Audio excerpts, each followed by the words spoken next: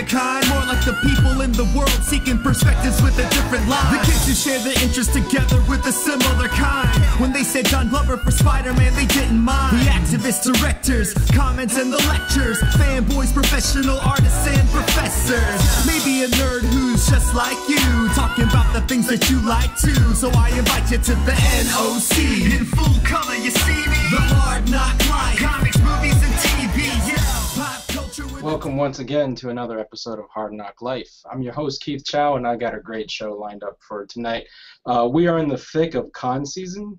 We are just mere days away from San Diego Comic-Con. We have HeroesCon and Anime Expo and the New York Special Edition show in the rear view. Dragon Con is coming up soon. Otakon is coming up soon. So summertime usually means convention season.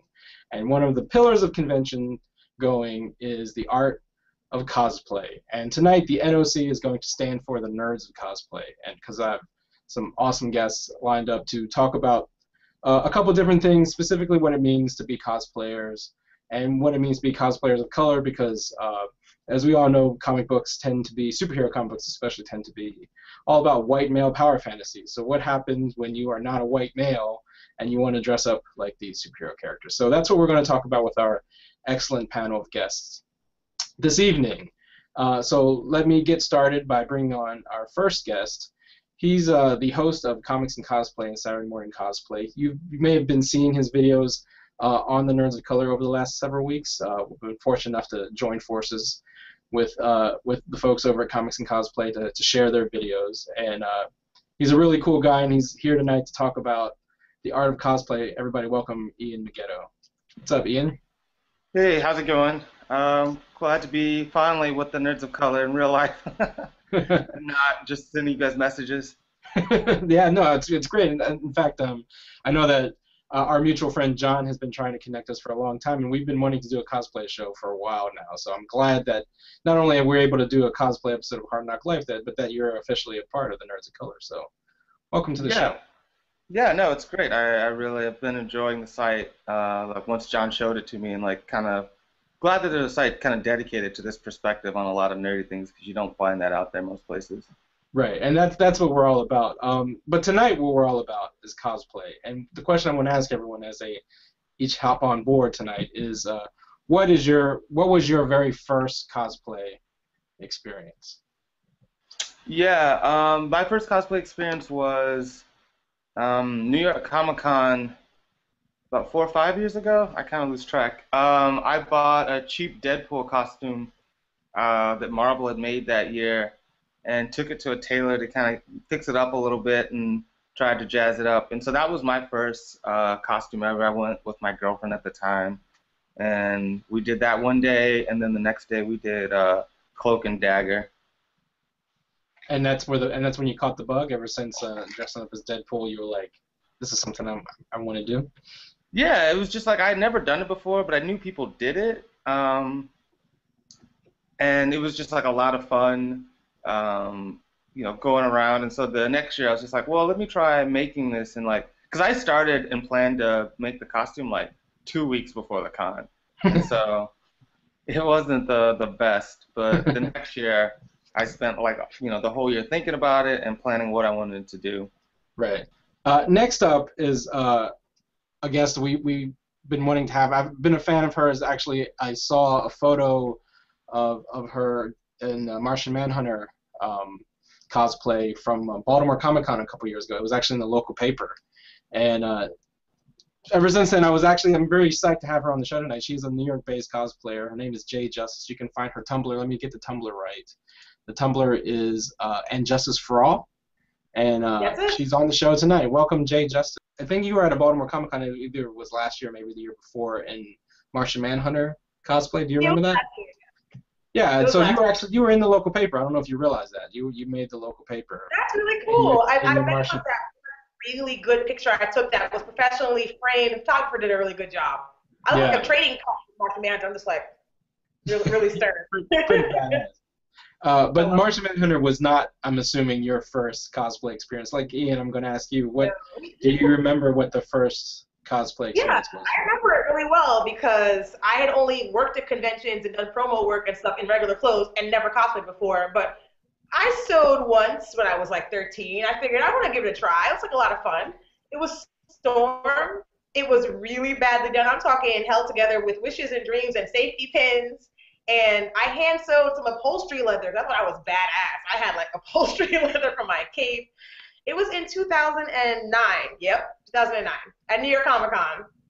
Wow, it feels like the 2009 New York Comic Con was a landmark watershed moment, at least for the folks on the panel. And we have another guest joining us finally, Betty Felon.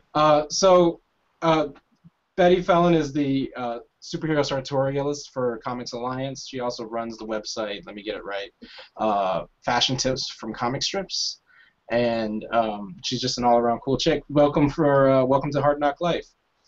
Thank you for having me. Really We started talking about, and let me ask you, this is what I've asked everyone as I introduce them, is what is your first cosplay experience? What was your first cosplay experience? Well, not including, okay, so first of all, my parents used to do conventions when I was a kid because my dad used to sell baseball cards at a lot of sci-fi shows. So they used to get me to dress up as, like, small little, like, just they'll give me a cape or something, but it was never, like, an official character. But I don't think I started really cosplaying until maybe I was about 17, and my first cosplay was Gogo Yubari from Kill Bill. Okay. Which was kind of more of a closet cosplay. It was pretty, like, low key.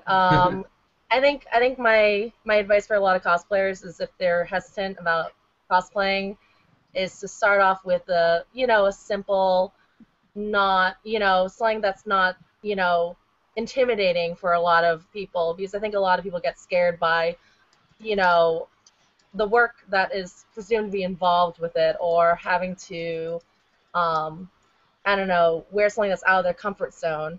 Right.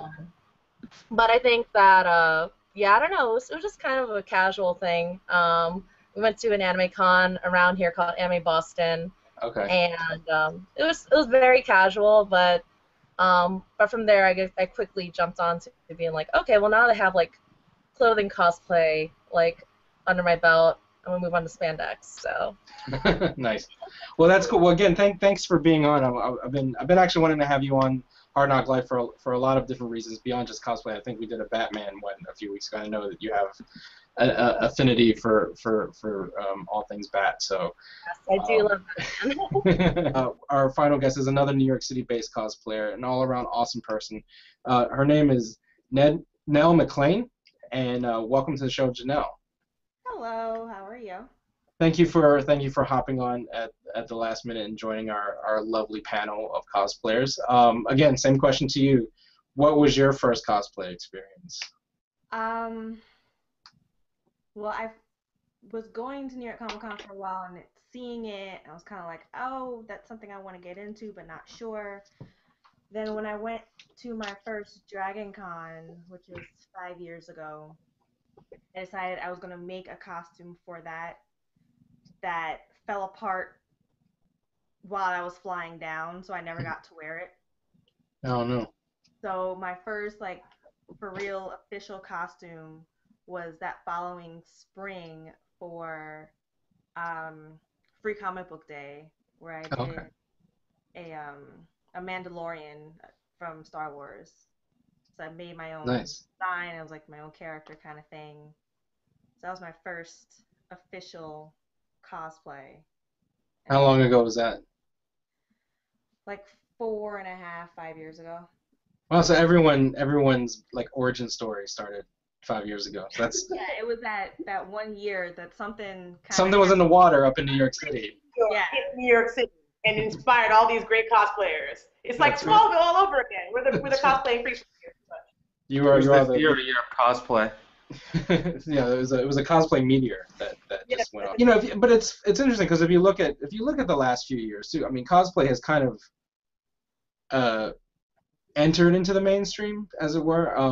Like the idea of dressing up and going to conventions is so popular now that there are like literally 3 television shows dedicated to that all alone, right? Like Ian has been doing some reviews about some of these shows. Well, there's Heroes of Cosplay, right?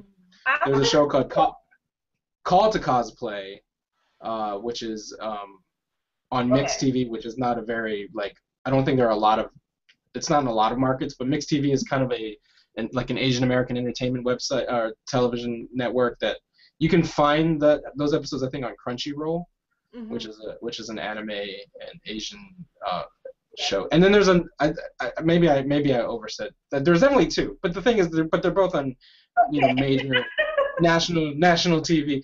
And even Marvel is doing like a web series about cosplay. So like the idea of cosplay has kind of gone beyond just like nerd communities, and it's kind of entered the mainstream. And you see like celebrities cosplaying at cons now. Like it's just a big thing. So I want to start off with that, and before we get into like more specific topics. But like what is your opinion as a panel about the kind of like the mainstream explosion of cosplaying? Is it a good thing or is it a positive thing or a negative thing? We'll start with Ian, since you've done the Comics and Cosplay reviews on your website. What do you think is it a positive thing that like cosplay as an art form, cosplay as a hobby, cosplay as a thing is kind of become like a pillar of like nerddom? Yeah, I think it is a good thing. I mean, you can see like my in-depth comments on like the other videos, but I think as a whole it's a good thing. I mean, just anything that can take the stigma and allow people associated with weird sexual deviancy and stuff like that. And I'm just like, the fact that it goes more mainstream, I think it opens it up to where it's not a weird thing. It's just like, like an online dating. Like that was so weird for so long, and then now predominantly how anyone meets anymore. Right. And so I think, as this becomes a bigger part of our culture, it'll be something that's just as open and talked about like video games are. Well, that was also once, kind of something for the ultra nerdy, 15-year-olds, and now people recognize, this is something for everyone. Mm-hmm. Well, that's an interesting thing, because like maybe it's kind of gone hand in hand with the whole idea of nerdiness going mainstream, because that's also something that's probably escalated over the last several years. Just being a nerd in general has become kind of almost like a badge of honor to be nerdy, and nerdy is cool now. So Jenelle, like same question. Ian mentioned that cosplay kind of had like a negative stigma before it was cool. Now that it's cool, maybe that stigma's gone away. But what do you think? Kind of, where did that stigma come from, do you think? I think a lot of it came from not too in-depth Google searches where you find pictures of ladies in costumes and then some other crazy shit's happening and you're like, whoa, this is what cosplay is like for everybody. Because I remember where I used to work, I mentioned that I cosplayed, and someone pulled me aside and was like, you shouldn't talk about that in like the office like that. I'm like, it's almost like you're S&M or something. Right. And I'm like, there's nothing wrong with taking all of my spare time and all of my extra money and buying fabric and making these costumes and flying to different places to wear them around other people in costume. There's nothing wrong with that. She was like, wait, there's no like weird sex thing with it? Like, no. She goes, I thought that's what the word meant. I'm like, no. What? Oh my god. Why are we talking about this in the office? So yeah, I think it helps. And shows like Heroes of Cosplay have really opened it up to a much broader audience. So you have people like my little sister who's about to turn 11 who comes to me now and wants to learn how to sew. She wants to cosplay. Before, it was just some crazy thing her big sister did. But now she sees people like Yaya and Holly, and she wants to be like them. Which has its good points and its bad points. But still, it's something where it's something other than her wanting to sit down and play video games all day. It's something where she can be creative and crafty and keep herself out of trouble. Right. No, I think that's right. I think that the mainstreaming of the hobby, the mainstreaming of the art. I mean, again, it goes along with just the whole nerdiness dynamic, and that when you take a peek behind the curtain, you realize even nerds are normal people. It's not like there was always this stigma of being a nerd all these years. Now, like I said, with the popularity of superheroes and the popularity of comic book based media in general, the idea that the nerds aren't like these mouth breathers who are just like socially inept. It's like a community of people, and so that's what's awesome about the cosplay community. Jay, one thing that does tend to happen to a lot of cosplayers, unfortunately, and this probably speaks more beyond just cosplay and just speaks more to the skeeviness of a lot of like comic book fans, is that there tends to be a lot of like inappropriate, just inappropriate comments, inappropriate behaviors around people who don't necessarily, people who gawk at cosplayers, and I'm sure that's something you've experienced. You kind of talked about people just they feel like they have the right to say anything to you just because you're walking around in a costume. So do you think that's kind of that perception of cosplayers, that because they're walking around in these costumes that they can be, not even just ridiculed, but just gawked at, or like if you're wearing a quote-unquote revealing costume, that people can they feel like they have the right to comment on your body and things like that? Is that one of the dark undersides of cosplay? Even if your costume isn't revealing, people act like you are at this convention purely to serve their needs. Like they own you, they can touch you. If you say, please don't touch me, you are being rude to a complete stranger you don't know. And this is when I was wearing Batgirl, which is covered from like head to toe. And this guy's trying to reach under my cape, and I'm like, no, I'm good. You can stand right there and smile for this picture. And they get angry. Or they feel like you have to do what they're saying, or you have to listen to them while they rant on about how you're destroying this character that you are cosplaying for fun, and not in a comic book or in a movie. Yeah, people have no sense of propriety when you're talking to a cosplayer. They really do think that you're being paid to stand on some of them. Like, it's just ridiculous. So, but do you think, like, again, going back to this topic of mainstreaming the idea of cosplay, do you think that'll hopefully change that behavior, or do you think that will actually encourage it more? Cosplaying, the less people you're going to have who have this faulty idea of what costuming is. Like, once you start making your own costume, you do realize that, wait a minute, everybody else at this con, just like me, a nerd who's trying to have fun and wanting to be this character, and they're not necessarily on a different level than I am because their costume is nicer. I think more people who actually watch the reality shows and get into costuming and see what it's really like will probably learn to be better human beings. I think cosplay is good for humanity. Yep. And that's what it's all about, is having better human beings. Yes.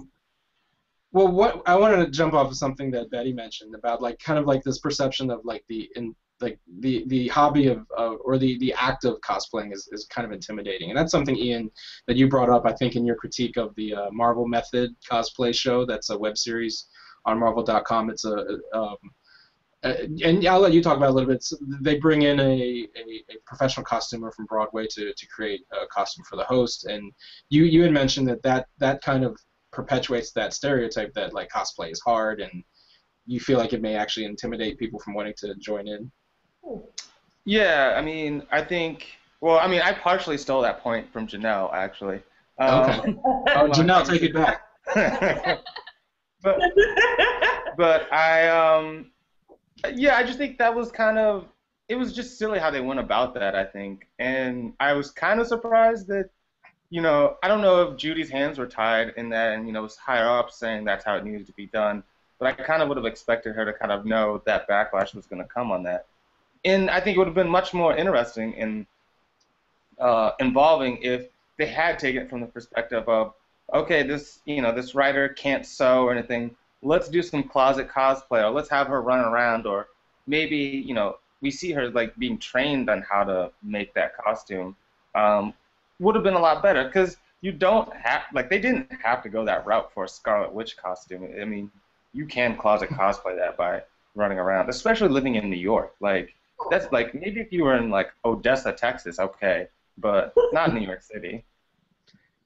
Well, and that's so that kind of begs the question, because of all the people on the panel, I'm probably the least experienced in cosplay. In fact, I don't think that I've ever, if cosplay means dressing up in costume and attending a convention, I don't think I've ever officially cosplayed. I have, I will share this with the world. I have dressed up as a superhero. And I've also taken side. and I've also taken my daughter to a comic book convention in costume. This is, I don't know if you're seeing this. This is her at AwesomeCon, which was in DC this year, dressed as Raven. Oh, she's so cute.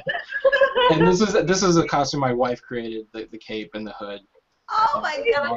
Oh, that's perfect. Yeah, I saw her firsthand at AwesomeCon. Yeah. The pictures really oddly don't do it justice for how cute she looked in person.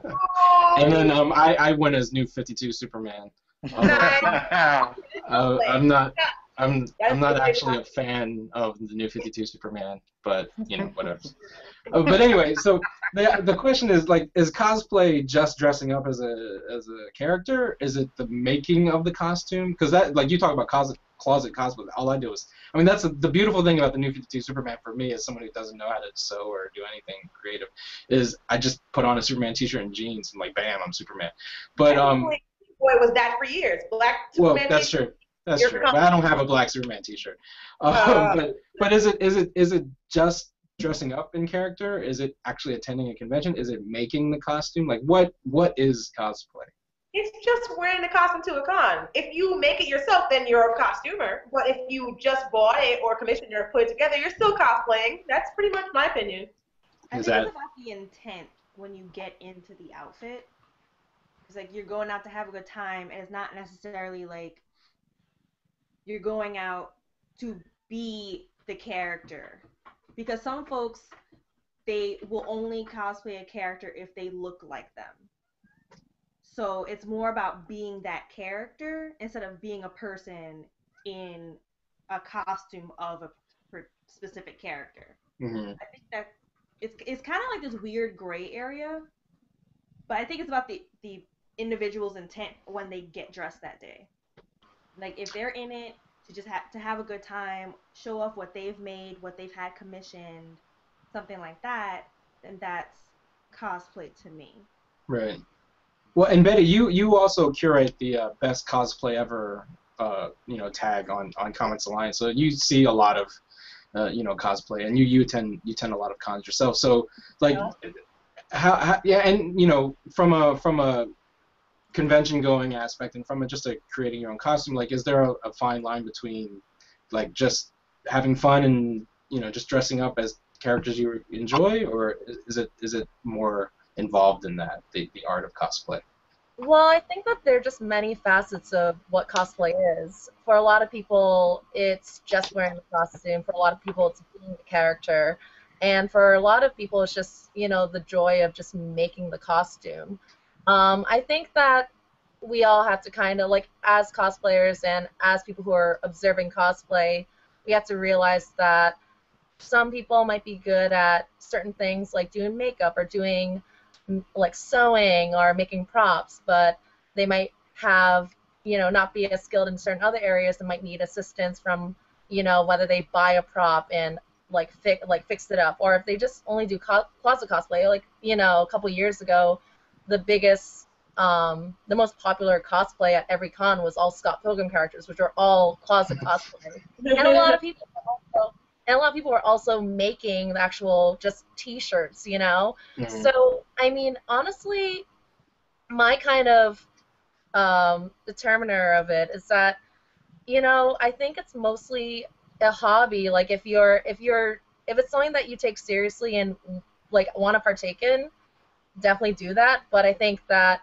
there are a lot of different facets to the hobby in terms of what you want to get out of it, and I think that's where it comes in with as we discussed, the intent of wearing the costume. If you want to enter a contest, you have to realize that if it's store-bought, it's probably not going to win the contest.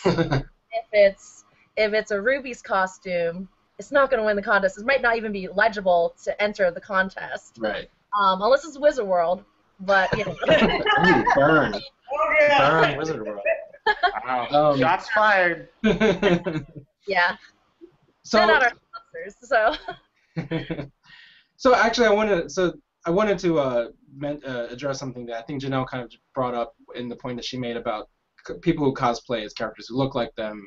And one of the things that came up in a conversation that I was having with J&E before we went live was this idea that you know, and it's been brought up a lot on the Nerds of Color that, you know, comic books and specifically superhero comic books are just white male power fantasies kind of on the 4 color pages. And that if you are a person of color, and if you're a woman of color especially, and you want to cosplay as a superhero character, your choices are limited if you're only limited to people who look like you, because there aren't many. And then, so as just, and everyone on the panel as cosplayers of color, when you decide I'm going to cosplay as a character that's not African American or Asian American or female even or male, and you just decide to cosplay as a character that you like, as Jay can attest, I'm sure you get comments from the less progressive people, to put it mildly, who may be on the con floor. So what is the specific kind of like, what is the art of cosplaying when you're a person of color? And since Jenelle brought it up, I'll go back to you. What is how do you navigate that intersection as a cosplayer and a cosplayer of color? I think I've been pretty lucky in my experiences with other people while cosplaying out of my race. I've had folks, even I was Storm last year for New York Comic Con, and I had a gentleman stop me to ask me if I was Storm because he didn't want to assume that a black girl with a mohawk wearing leather was Storm. The year before that, when I was Magic and Jay was my lovely brother, Colossus, no one said to me, "Oh, that's a Black Magic." People were calling me by the character's real name in the story, surprising the hell out of me. Because there's times I'm like, who the fuck are they talking to? Oh, that's me? Oh, okay. Got it. Okay, but I think I've personally been very lucky, but I've seen where friends of mine will do a costume, and it's kind of like their costume is looked at as being less than because they're suddenly the black version of X. Right. Or the Spanish version of X, or the Asian version of X, right, instead of just being the character, because people need to get over it. These characters are not real. Like, what? Sorry to break it to you, but like Captain America is not a real person, and even before the Sam Wilson announcement, if my friend is Captain America one day, he's not Black Captain America. He's just Captain America. Right. Because it's a fictional friggin' character. And we just spend way too much money to have people put those labels on us, on the work that we've done. You know what I mean? Right.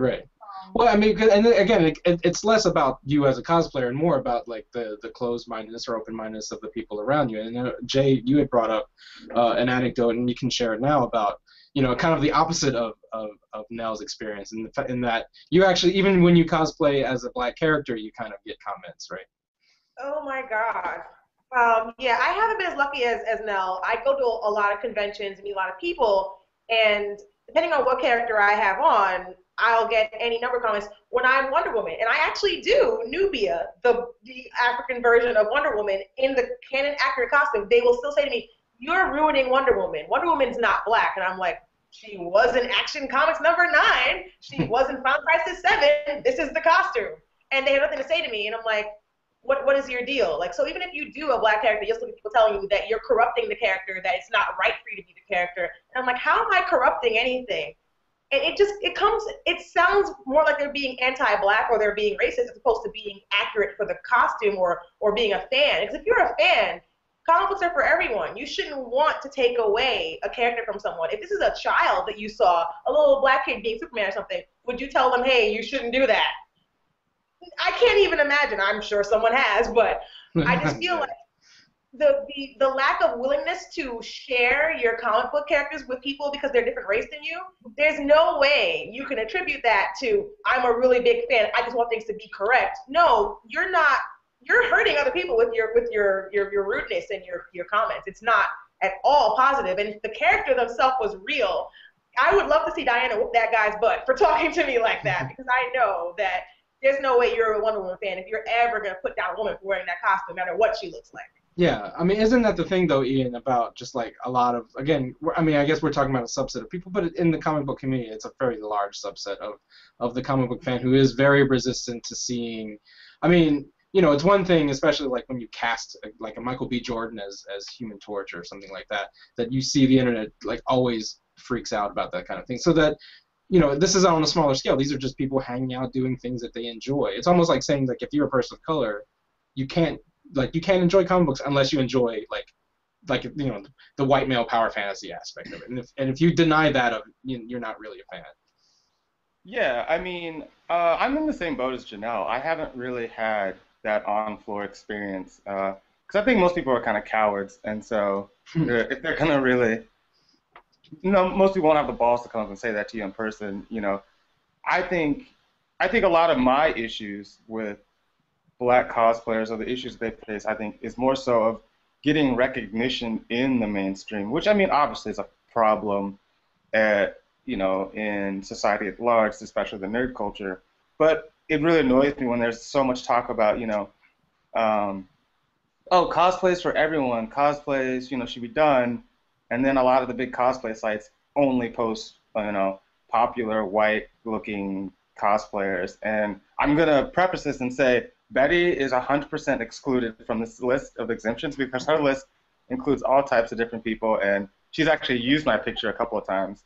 But you know, there's even a couple of prominent sites and companies, Marvel, that you know almost never feature anyone of color in, you know, their week of or their month of cosplay, or you know, when they do, you know, interesting panels and stuff like that. So that bugs me a lot more, and because it's fine if it's on the con floor, but if you can never see recognition of excellence in minority cosplayers, then you're kind of sending that same message out. Well, yeah, that's fine. You guys can be a part of this, but you know, the good people are still the white cosplayers. Well, Betty, I'm glad that Ian brought up, you know, best cosplay ever this week, because I mean, I think that he's right in that, you know, you do, I mean, maybe because you're the curator and you're maybe more aware of this than other people, but you know, there is a kind of plethora of different representations of the people who are dressing up in those costumes. And but do you think I'm right that this is more a problem with comics culture writ large, and not necessarily just the cosplay culture? Well, for sure. I mean, you saw it in the reaction to Captain America being black now, or you know, a lot of these announcements, or even like when it comes to intersectionality, where it comes to gender or race or sexual orientation, or you know, a lot of these different things that are visual kind of indicators that the character's different now, but really it's just and to them different seems bad and just kind of weird. And I think especially, I will say that at comic conventions I'll get more comments from white guys who will suggest, like when I'm running around as Robin, which is a boy character who is white, like I'm running around as Robin, and I usually get comments from white guys who are like, you know, you should cosplay this character from this anime I watch. This other anime. I'm like, I don't know these characters, and I don't know why you think I'm gonna cosplay the thing that you suggest to me just because you think either. It's because you're Asian. I know, right? Yeah. So it just drives me crazy because I'm kind of like, why? And that's what astounds me in terms of like race and the relations of like who is supposed to cosplay what, you know? While I don't really look like, well, there are not that many Asian characters in the DC or Marvel universe that I can cosplay, outside of like what, Jubilee and one version of the Atom. And it's exciting to be able to cosplay a character I actually like who is Asian, but I think I hate the assumption of, oh, you're Asian, you like this character, right? Right. And I'm like, no, I don't like that character. That's really racist. And I think that's the problem, where it's like this assumption of, oh, you like this character, but so therefore you should cosplay this character. And alternatively, that's where it becomes a problem when you cosplay someone you don't look like, and then people have a problem with that. And then it was like, what are they in turn saying? You should only wear this other thing that we want to see you in, you know?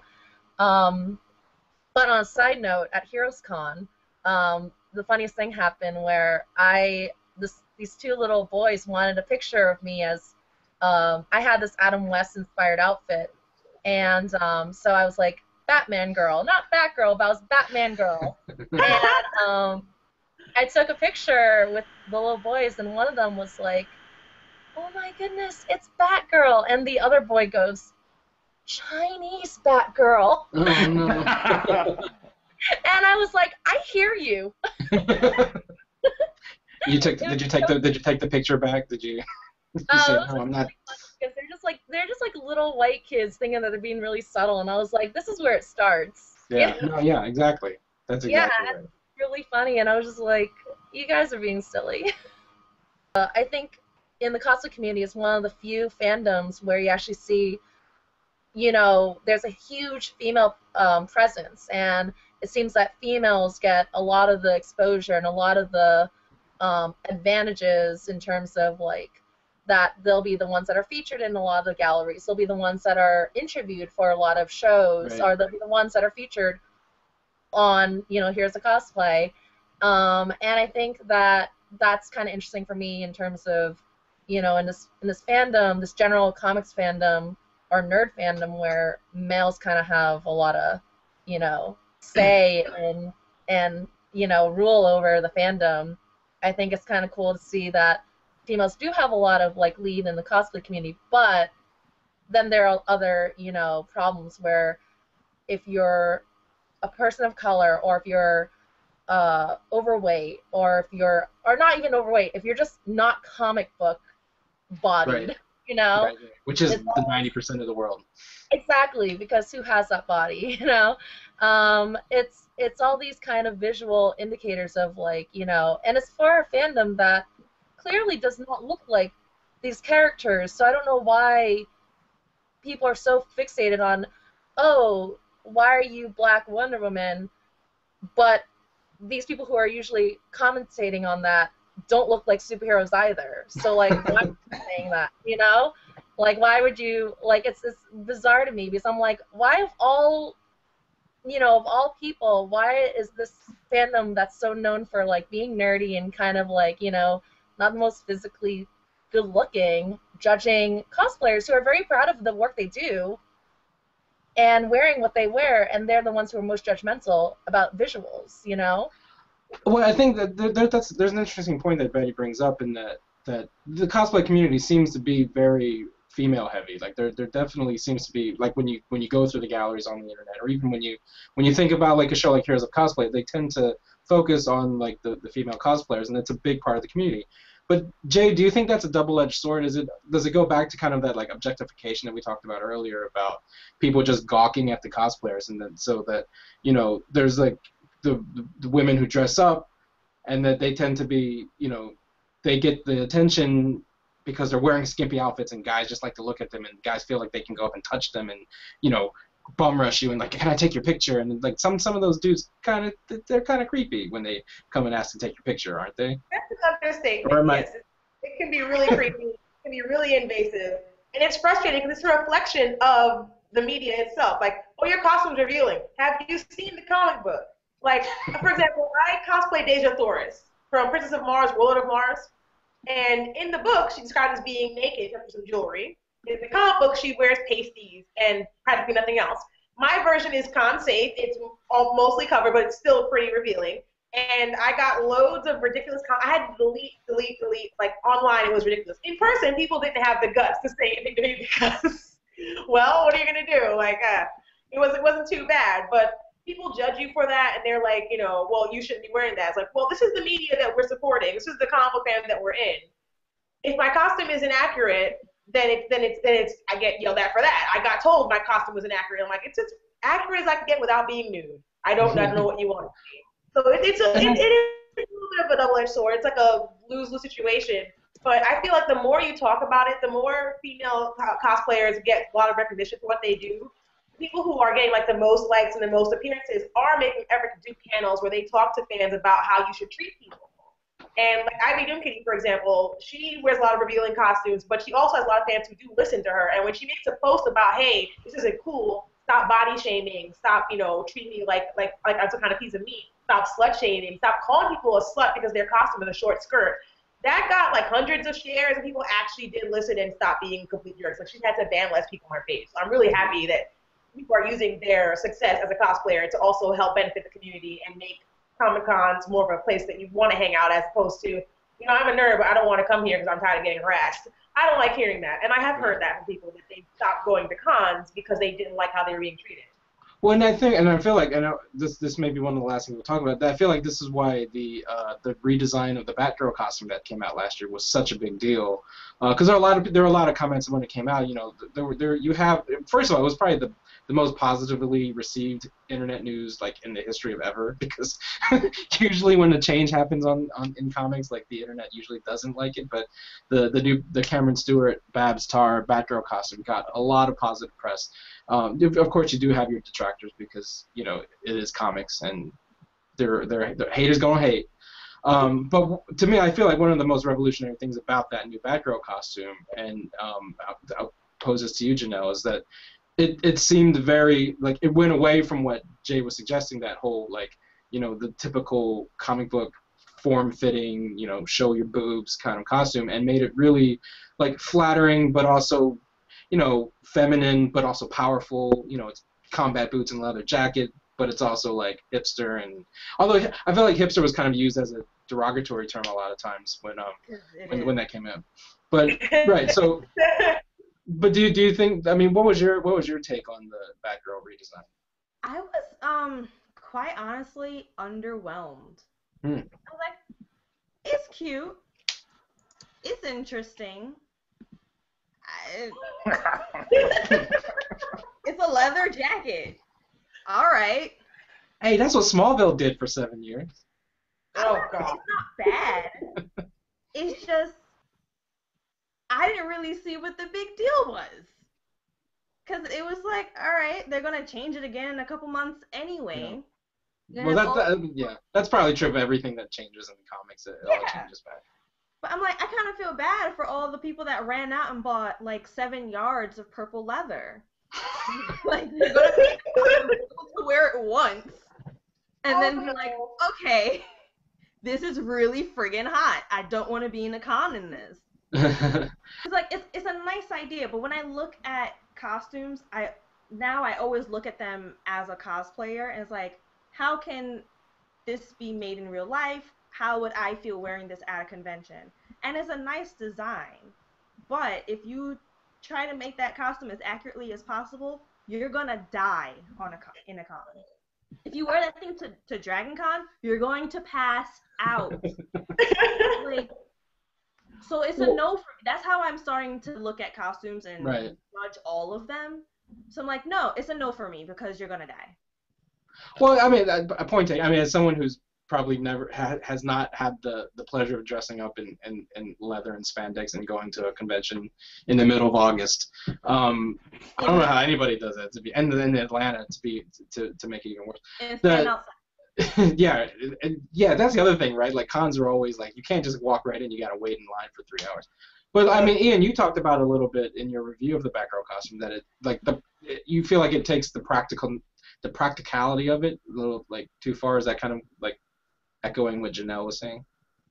Yeah, well, I guess I was just kind of slightly annoyed because a lot of people that were praising it, which I think, it's fine if you really like it, and they were like, well, okay, I get on my rants, and Jenelle hears these all the time, where I feel like some issues get made into sexism issues and discussions about misogyny, that when there isn't maybe a real discussion to have there, or it's trumped up a little bit more. And so a lot of the posts that were writing about it were like, oh, finally, a really practical costume that's not, over-sexualized. And I mean, I guess that's kind of true, but, like, one, it's not more practical, like I said. Like, her old costume was actually probably the more practical costume because it was like this body armor and all this other stuff, and now she's just in a leather jacket.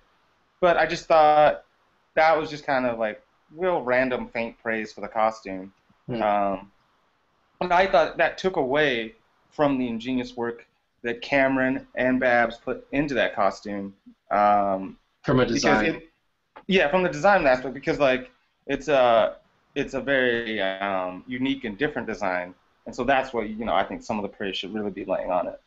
Well, I mean, and I think, I mean, personally, I when I saw it, I thought it was fantastic. I even wrote a post about it on the Nerds of Color. I thought that, like, from a design perspective, yes, and also, but from just the idea that you can make a female superhero not have to be like, out to here and broke back pose that, and just over, like, because even it's Batgirl too, right? But DC is not ashamed of like sexualizing their teenage characters, like Teen Titans #1, for example. And I haven't read it yet. Well, the art is horrible in it, so it doesn't matter. The art is still terrible. But like that whole, and what I also love that it's so different from anything. Like, one of my biggest issues with the New 52 specifically, and I think Ian and I have had this conversation in the past, is I actually don't like the aesthetics of the New 52. Like, from the designs of all the costumes, from the, just like everything looks like mid-90s Wildstorm art. You know what I mean? Like I just don't like any of that. And I felt like Cameron Stewart and Babs Tarr's like whole visual take on Batgirl from an art perspective, from a design perspective, just was refreshing, and that's what I liked about it. And I also liked that it didn't sexualize Barbara, and I also liked that it Cameron actually said on Twitter that he took a lot of like notes from like the cosplay world when designing that. I know that Betty, when the announcement came down, one of my favorite tweets is when you tweeted out those bright yellow Doc Martens, and like. Oh, you mean these ones? So I mean, on the one hand, it's like Cameron said, he says it's very cosplay friendly. Jenelle says it might not be so cosplay friendly. Where do you fall? He has never cosplayed before. If he thinks that is cosplay friendly, who told him that? Because they lied to him. I think the reason why this costume really appealed to a lot of people is that it seemed more wearable in the sense that it appears more like just normal clothes, in the sense that it's a moto jacket and it's sensible pants that aren't like up her ass crack, and they're not. And it's even a cowl that, I mean, I'm sure some of us have tried on cowls. You can't hear, and I'm not crazy about the exposed ears, but I realize that whenever I have a cowl on, I can't hear anything. It's hard to hear shit. So it's really kind of interesting how, and again, I do think that talking about the practicality and the actual wearability in terms of like convenience of wearing a Batgirl costume versus another Batgirl costume does take away from appreciating the actual design aspects of it, because I saw actual like paragraph, like essay long rants about how if Batgirl was really wearing Doc Martens, she would never be able to do all the Batgirl stuff she could do. I'm like, well, that's asinine. I'm like, what are you talking? I'm like, okay, well, what would you rather have her wear? It's like, I get kind of annoyed at that type of aspect, because I'm just like. Meanwhile, okay. Anne Hathaway in 6-inch stilettos is perfectly practical running around The Dark Knight Rises. Yeah, it's just, I don't know. I think that kind of talking, and then there are people actually being like, well, is her jacket bulletproof? Is her like can all of this stuff that she's wearing that isn't the normal outfit really protect her? And I'm like, well, how about we just read the story first before we see the practicality of it and see how it works? But design-wise, I think it's really cool, but I think that the reason why people are freaking out and why to a lot of cosplayers they might seem underwhelmed is that design-wise it's not really, it's innovative for the big two, because it doesn't look like what we're used to seeing for the big two. But design-wise it's not really insane. It's not like, oh my goodness, I'm like, I mean, I think it's a really cool design. I really like it a lot. But I do understand that it's not like, it just looks like street fashion, which is probably why I like it so much. But it's not like the most, it's not like you're going to see it and be like, oh, that looks like it's made out of something that I've never seen before, or a silhouette I've never seen before. I need to recreate it and try to figure out how to make that a Warbler. But, you know, it's not, it's different in a different way beyond cosplayers, you know. But I do like the fact that it's a snap-on cape, because I think a lot of us have had experiences with snap-on capes because we don't want to choke ourselves around our neck. So I think that was kind of cool, you know, because he did ask a couple of cosplayers if rumor has it correct about if the cape, how to attach a cape to the costume, and a lot of them told them that it was snaps. So I thought that was kind of neat. I was like, oh, they actually show how the cape attaches, you know? Right.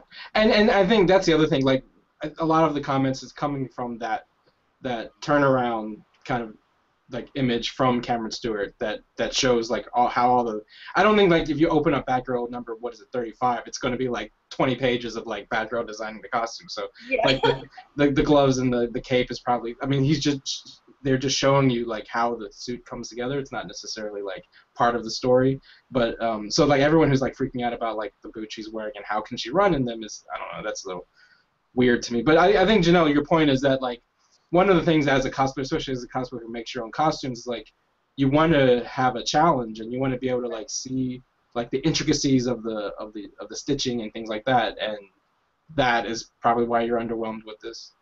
Yeah. That it's a little normal. Yeah, I'm not in any way saying that it's a bad design, because aesthetically it's pleasing and I like it. But it just, I'm at the point now in cosplay where I see something, I'm like, oh man, that looks super hard, I want to make it. Right. And I'm going to sit here and cry over my sewing machine, but I like that challenge. And that's why I like the Thor design, because her helmet is a shape that I've never worked with before. There's a lot of different things going on with that. And again, it's not something that's overly designed. It's not like a ton of pieces. But the pieces that are there utilize techniques that I'm either just learning or I've yet to learn. So that design is way more exciting to me. Right. Even though it might be more, it might conform more to what we've seen before when it comes to comic book design compared to the Batgirl one. Right.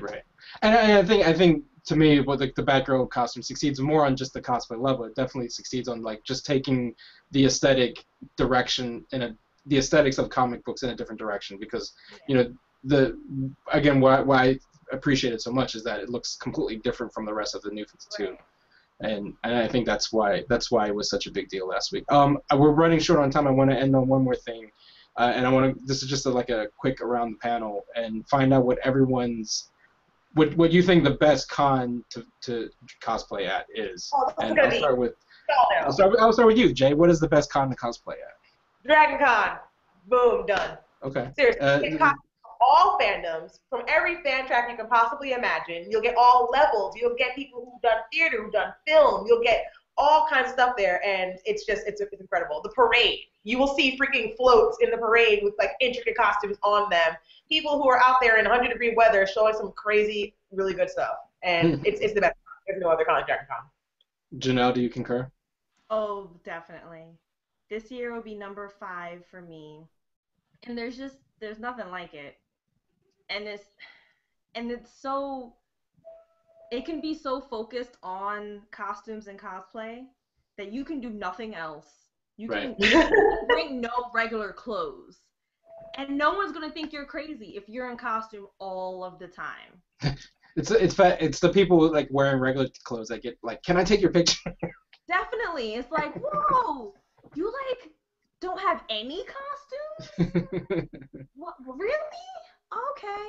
I guess some people do that. I don't know.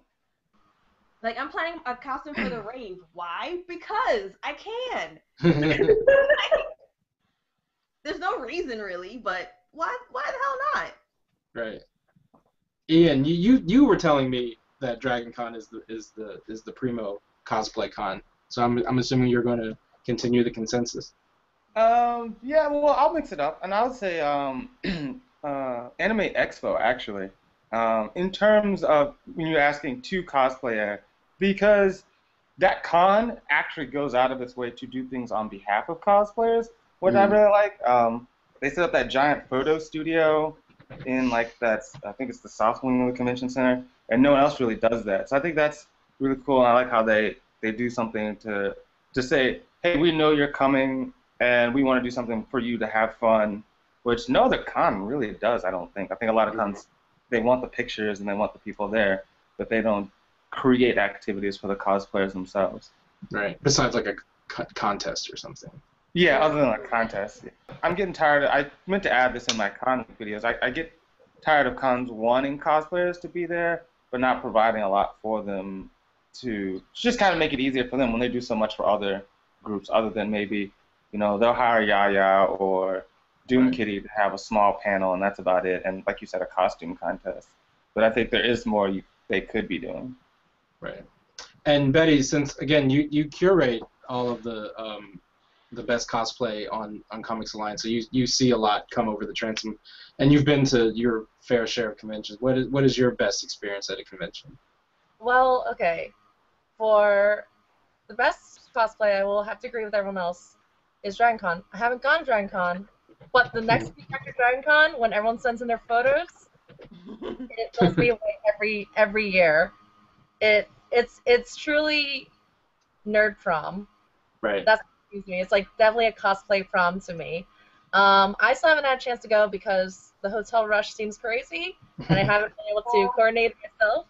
So, but my best experience cosplay-wise, aside from the weather, was actually this past last month at HeroesCon, because there's still a big presence of the superhero costuming forum, which is a big cosplay community that gathers at DragonCon.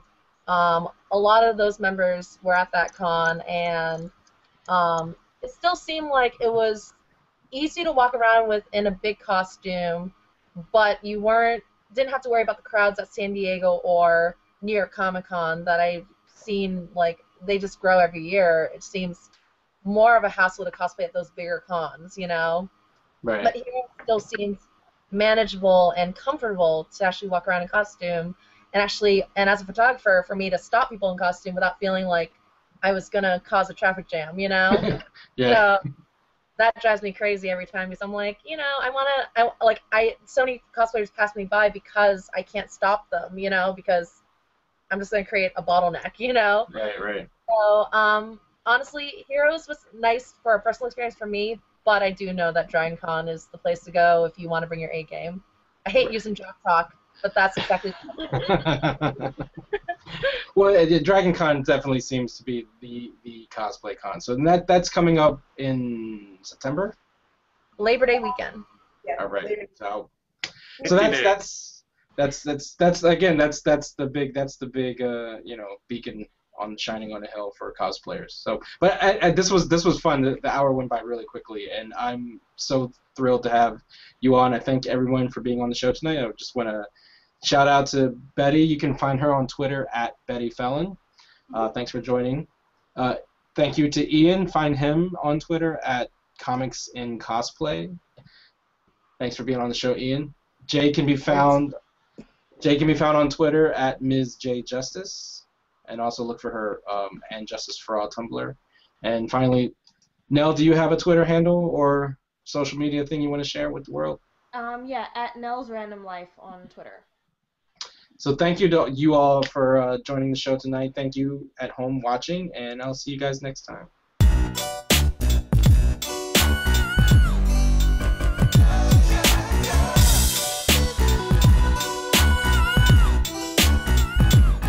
Well, it's the NOC in full color, you see me? The Hard N.O.C life, comics, movies, and TV, yeah. Pop culture with a different perspective. Watch it on your screen, hit play, so check this. This is the Hard N.O.C life. but not the chica kind. More like the people in the world seeking perspectives with a different line. The kids who share the interest together with a similar kind. When they said John Glover for Spider-Man, they didn't mind. The activists, directors, comments and the lectures, fanboys, professional artists and professors. Maybe a nerd who's just like you, talking about the things that you like too. So I invite you to the NOC.